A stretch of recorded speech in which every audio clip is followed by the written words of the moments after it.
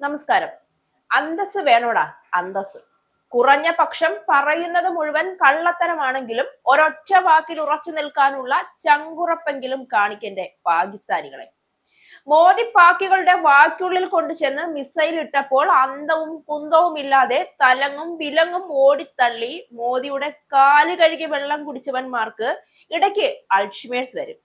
ആനവായ തുറക്കുന്നത് കണ്ടിട്ട് അണ്ണാൻ അതിന് മുതിരരുത് എന്നൊരു ചൊല്ലുണ്ട്. ട്രംപ് പലതും പറയും, ചെയ്യും.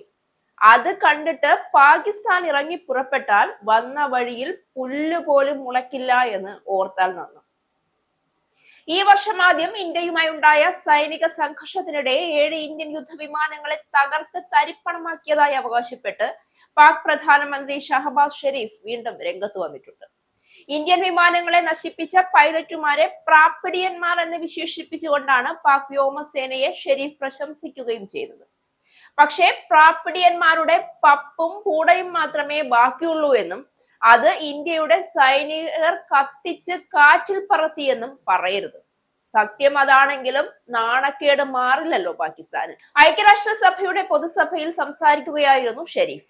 ഈ വർഷം മേയിൽ പാകിസ്ഥാന്റെ കിഴക്കൻ അതിർത്തിയിൽ നിന്ന് പ്രകോപനമില്ലാതെ ആക്രമണം നേരിടേണ്ടി വന്നു എന്നും പാകിസ്ഥാന്റെ പ്രതികരണം പ്രതിരോധത്തിന്റെ ഭാഗമായിരുന്നു എന്നും പറഞ്ഞ ഷെരീഫ് പാകിസ്ഥാൻ അവരെ അപമാനിച്ച് തിരിച്ചയച്ചു എന്നും കൂട്ടിച്ചേർത്തു.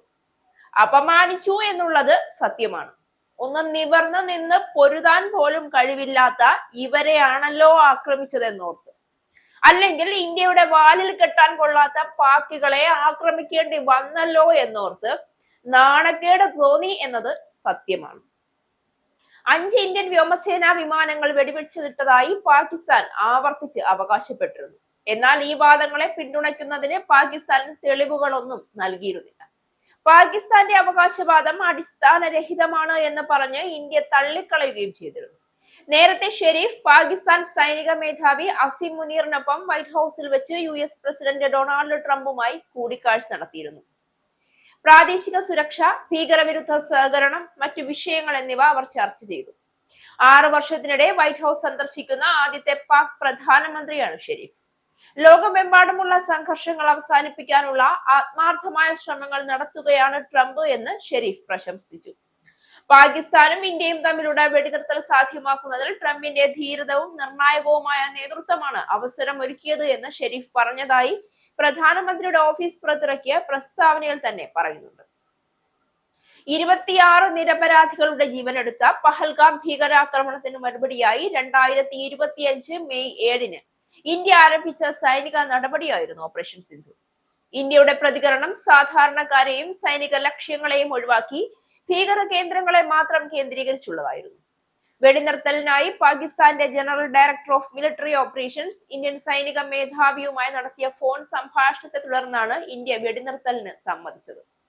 സിന്ധു നദീജല കരാർ മരവിപ്പിച്ച ഇന്ത്യയുടെ നടപടിയെ ഐക്യരാഷ്ട്ര സംഘടനയുടെ ജനറൽ അസംബ്ലിയിൽ വിമർശിക്കുകയും ചെയ്തു പാകിസ്ഥാൻ പ്രധാനമന്ത്രി ഷഹബാസ് ഷെരീഫ്.